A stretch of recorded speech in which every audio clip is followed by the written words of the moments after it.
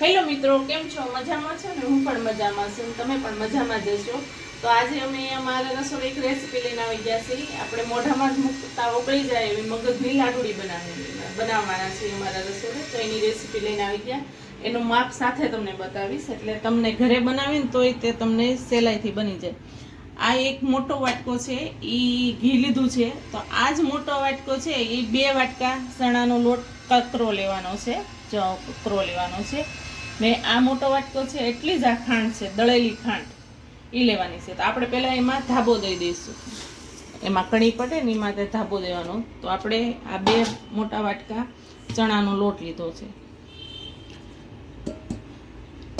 એમાં આપણે 2 મોટા વાટકા છે ને ચણાનો લોટ, તો આપણે 4 ચમચી ઘી નાખવાનું આમાં મોણ દેવા માટે.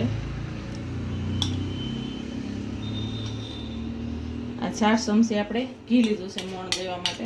ને 4 ચમચી આપણે ગરમ દૂધ નાખવાનું છે, એટલે એનાથી કણીદાર બને ને બાર જેવો એકદમ ટેસ્ટ આવે છે એનો. 4 ચમચી આપણે દૂધ લીધું. હવે એને બધું મિક્સ કરી દેવાનું.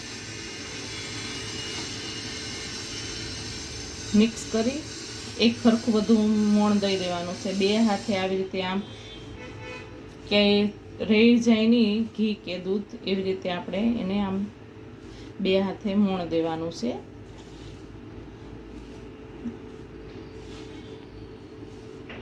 એવી રીતે આમ 2 હાથે. તમે કોઈને પણ ન આવડતું હોય તો એ ઘરે આવી રીતે માપ કાઢીને બનાવી શકે છે, એટલે વાંધો ન આવે કાંઈ. માપની ખબર ન હોય, આમાં માપ પરફેક્ટ જોઈએ બધું. જો આવી રીતે આપણે મોણ દઈ દીધું છે. હવે એને કેવી રીતે કરવાનું છે, એને આમ ભાગ દઈ એને 1 કલાક માટે રહેવા દેવાનું, ઢાંકીને મૂકી દેવાનું. કલાક માટે રહેવા દેવાનું છે. આપણે આ મોણ દેવાઈ ગયું છે અને 1 કલાક થઈ ગઈ છે. તો આપણે હવે આને ઘઉંના સાવણેથી સાળી લઈશું. આ છે ને આપણે ઘઉં સાળવાનો જે સાવણો આવે ને એનાથી આપણે સાળી લઈશું એને બધું. અને આપણે પેલા ઉખેરી નાખશું, ઘઉંના સાવણેથી અને બધું સાળી નાખશું.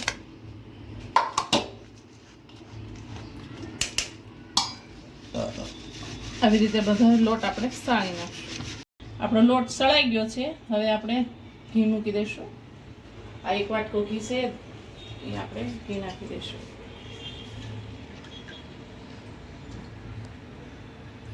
આપણે આ 2 મોટા વાટકા છે ને લોટ છે ને, તો આપણે આ 1 વાટકો ઘી લેવાનું મોટો, એટલે એનું આપણે માપ સરખું થઈ જાય. હવે આપણે લોટ બધો આમાં નાખી દઈશું.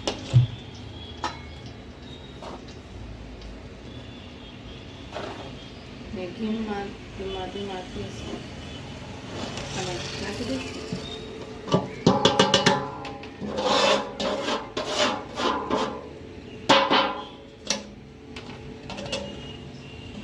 એને હવે આપણે ધીમા ગેસે એને હલાવશું.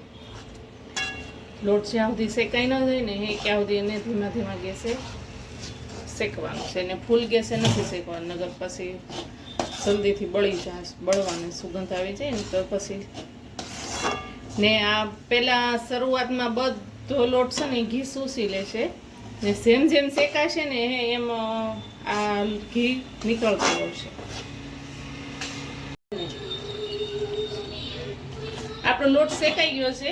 જો આવી રીતે એમ શેકવાનું. જો આ બધું ઘી સૂકું પડી ગયું ને, લોટ શેકાઈ ગયો. એટલે હવે છે ને આપણે આ 2 થી 3 ચમચી છે એ દૂધ નાખવાનું છે. દૂધ નાખીને પછી હલાવવાનું. જો એટલે કણી પડે, એટલે આપણે જે સ્વામીના મંદિરેથી લાવ્યા હોય ને એવી જ લાડુળી બનશે.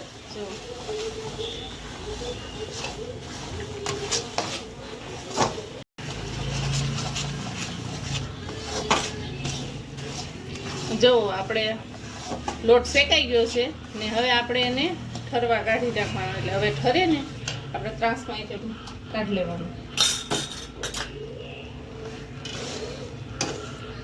ગેસ બંધ કરી દેવાનો. આપણે હવે ઠરવા ત્રાસમાં કાઢી લઈશું. જો બધો લોટ ઠરવા દેવાનો.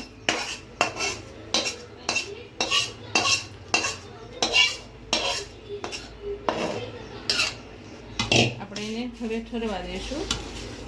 આપણે ઠરી જાય પછી આની અંદર આપણે ખાંડ ભેળવવાની છે, દળેલી ખાંડ ભેળવવાની. હવે એને આપણે પંખાની છે ઠરવા દઈશું. આ આપણું લાડોળી બનાવવાનું મિશ્રણ ઠરી ગયું છે. તો એને હવે આપણે ઠરી ગયું છે બધું હાવ ઠરે પછી જ હવે એમાં આપણે આ 2 વાટકા લોટ છે તો એમાં આ 1 વાટકો ખાંડ જોઈશે. તો આપણે ખાંડ નાખી દઈશું. દળેલી ખાંડ છે, તમે બુરું લઈ શકો. આ દળેલી ખાંડ છે એને આપણે મિક્સ કરી દઈશું. 2 વાટકા લોટ હોય ને એની સામે 1 વાટકો ખાંડ જાય એ તમારે છે ને યાદ રાખવાનું મગજની લાડુળીમાં.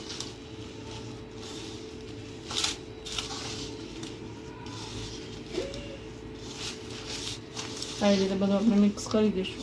આપણે આ બધા મિશ્રણનું આવી રીતે લાડુળી વાળી લેવું, જે આપણને સ્વામીના મંદિરે જાય ત્યારે આપણે પ્રસાદીમાં આપે ને એવી રીતે આપણે બધી લાડુળી બનાવી લઈશું. આને જો આપણી લાડુળી તૈયાર થઈ ગઈ છે. જો 2 મોટા વાટકા લોટ હતો એની 50 થી 60 નંગ જેટલી લાડુળી આપણી તૈયાર થઈ છે. જો મગજની લાડુળી તૈયાર છે. આપણી મગજની લાડુળી તૈયાર છે. જો તમને મારી રેસીપી સારી લાગી હોય તો લાઈક કરો, શેર કરો, સબસ્ક્રાઇબ કરો. ભલે મિત્રો, બાય.